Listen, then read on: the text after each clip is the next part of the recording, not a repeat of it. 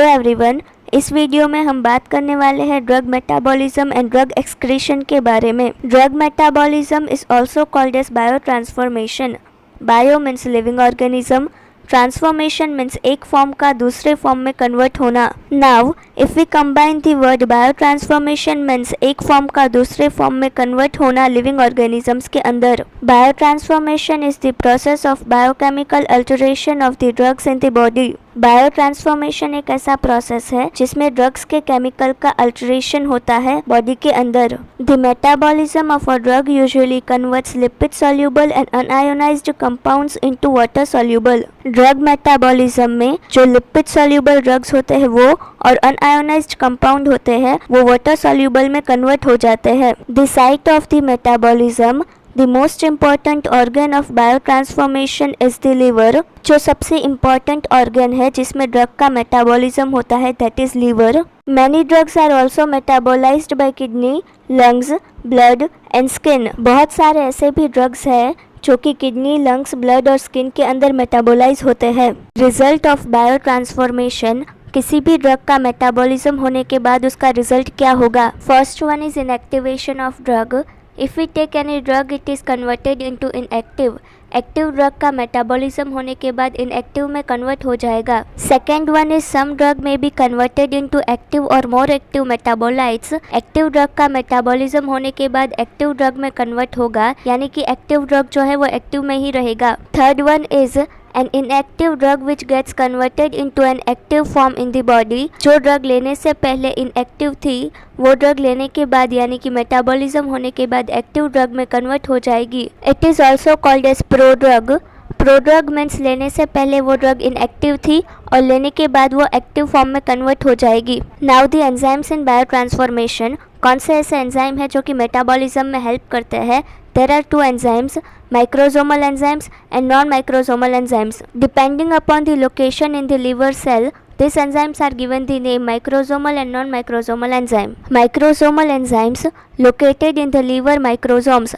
Microsomal enzymes जो है वो लीवर के माइक्रोसोम्स में प्रेजेंट होते हैं। Non microsomal enzymes present in the cytoplasm and the mitochondria of the liver cell. Non microsomal enzymes जो है वो लीवर सेल के साइटोप्लाज्म और माइटोकॉन्ड्रिया में प्रेजेंट होते हैं। Phases of bio transformation, phases का मतलब होता है कि जब कोई भी ड्रग अपने मेन ड्रग से मेटाबोलाइट में पहुंचता है तो वो कौन कौन से स्टेप से होकर गुजरता है। There are two phases, phase 1 and phase 2।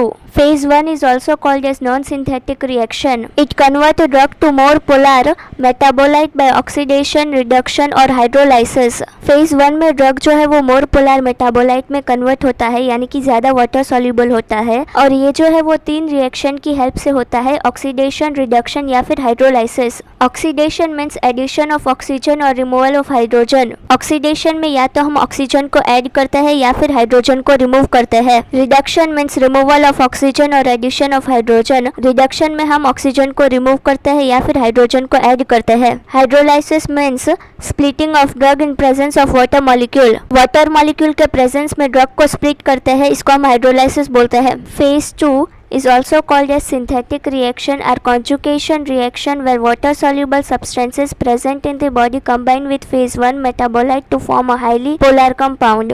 phase 2 को हम synthetic reaction भी बोलते हैं और conjugation reaction भी बोलते हैं। इसमें जो water soluble substances है जो कि बॉडी के अंदर प्रेजेंट होंगे वो phase 1 metabolite के साथ कंबाइन होंगे और उसको हाईली पोलर कंपाउंड बनाएंगे, यानी कि हाईली वाटर सॉल्युबल कंपाउंड में उसको कन्वर्ट करेंगे। फेजेस ऑफ ड्रग का एक फ्लो चार्ट भी है जिसको हम एंजाइम इंडक्शन और एंजाइम इनहिबिशन पढ़ने के बाद देखेंगे। Enzyme induction, microsomal enzymes are present in the microsomes of the liver cell। The synthesis of these enzymes can be enhanced by certain drugs and environmental pollutants।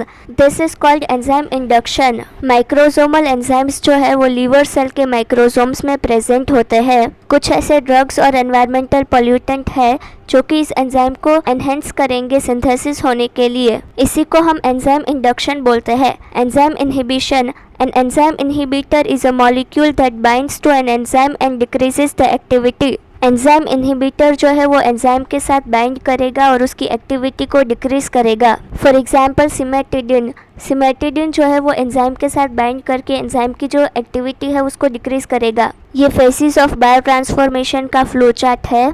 जो भी drugs हम लेते हैं उसके पास 3 ऑप्शन होते हैं मेटाबोलाइट होने के लिए। ऑप्शन नंबर 1, इसमें ड्रग जो है वो डायरेक्टली एक्सक्रीट हो जाती है बिना किसी मेटाबॉलिज्म के। एज सच हमने कोई भी ड्रग लिया और वो एक्सक्रीट हो गया।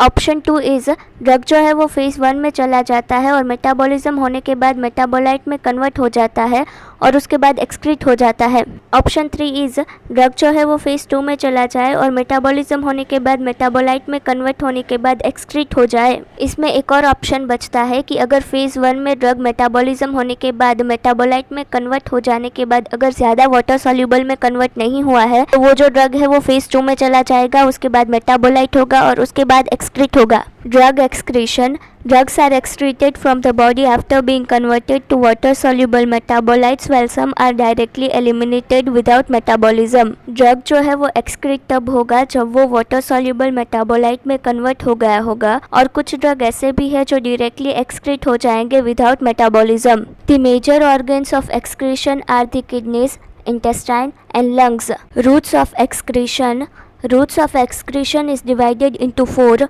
renal excretion, fecal and biliary excretion, pulmonary excretion and other route of excretion। Renal excretion, kidney is the most important route of drug excretion।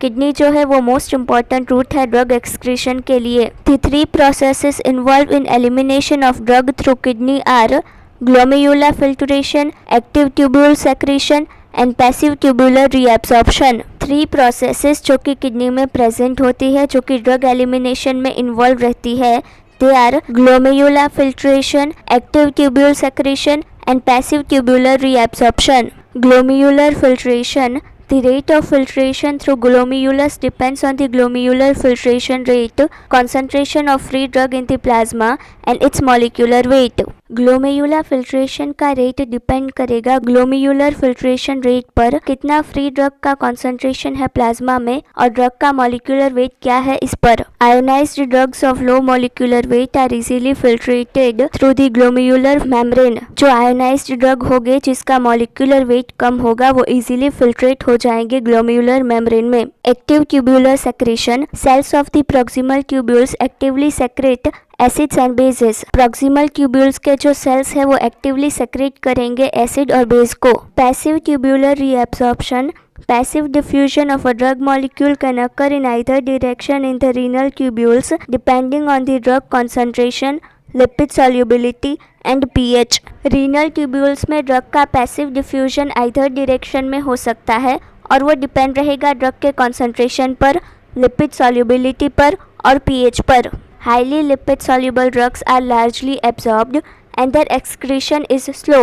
Highly lipid soluble drugs जो होंगे वो एब्जॉर्ब हो जाएंगे और उसका एक्सक्रीशन जो है वो बहुत ही ज़्यादा धीरे होगा। Faecal and biliary excretion, unabsorbed portion of the orally administrated drugs are eliminated through the feces। जिस ड्रग को हमने ओरली एडमिनिस्ट्रेट किया है और वो ड्रग अगर अनएब्जॉर्ब रह जाता है तो वो फीसिस के थ्रू एक्सक्रीट होगा। Liver transfers acids, base and unionized molecule into bile by specific acid transport processes। Liver जो है वो एसिड, बेस और अनआयोनाइज्ड मॉलिक्यूल को बाइल में ट्रांसफ़र करेगा by specific acid transfer processes। Some drugs may get reabsorbed in the lower portion of the gut and are carried back to the liver। Such recycling is called enterohepatic circulation। कुछ drugs जो है वो reabsorb हो जाते हैं lower portion of the gut में और वापस चले जाते हैं लीवर में। इस रिसाइकलिंग को एंटेरोहेपेटिक सर्कुलेशन बोलते हैं। Pulmonary excretion, the lungs are the main route of the elimination for the gases and volatile liquids, for example anaesthetics and alcohol. Gases और वोलेटाइल लिक्विड्स जो है वो लंग्स में से एक्सक्रीट होते हैं। Other routes of excretion, some amount of drugs are eliminated through the sweat and the saliva. कुछ drugs ऐसे भी होते हैं जो स्वेट और सलाइवा में से एक्सक्रीट होते हैं। ड्रग्स आर मेटाबोलाइज्ड और eliminated from the body by first order kinetics और zero order kinetics. First order kinetics, it depends upon the drug concentration in body. First order kinetic इस बात पे डिपेंड रहेगा कि कितना ड्रग का कॉन्सेंट्रेशन है हमारी बॉडी के अंदर। In first order kinetics, a constant fraction of a drug is eliminated per unit time. First order kinetics में ड्रग का एक कांस्टेंट फ्रैक्शन ही एलिमिनेट होगा per unit time. Most of the drugs follow first order kinetics. हमारी body में most of the drugs जो है वो first order kinetics से ही एलिमिनेट होगी। Zero order kinetics or saturation kinetics, here it does not depend upon the drug concentration. Zero order kinetics जो है वो ड्रग कॉन्सेंट्रेशन पर डिपेंड नहीं रहती. Here a constant amount of drug present in the body is eliminated per unit time. इसमें constant amount of drug जो है वो एलिमिनेट होगी per unit of time irrespective of concentration. This will result in increase in dose. The plasma drug level disproportionately results in toxicity. अगर हमने ज़्यादा amount में drug ली है, still a constant amount of drug is only eliminated, तो plasma में drug का concentration increase हो जाएगा and it will lead to toxicity. Plasma half-life. The plasma half-life of a drug is a time taken for its plasma concentration to be required to half of its original concentration. In other words, it's a time taken at which the concentration of a drug become half. जो original concentration है उसका आधा होने में plasma को कितना time लगता है उसे ही बोलते हैं प्लाज्मा हाफ लाइफ. हम ये भी कह सकते हैं कि ड्रग के कॉन्सेंट्रेशन को आधा होने में जितना टाइम लगता है उसे भी प्लाज्मा हाफ लाइफ ही बोलते हैं. Here we are completing the pharmacokinetics. From the next video we will be starting pharmacodynamics.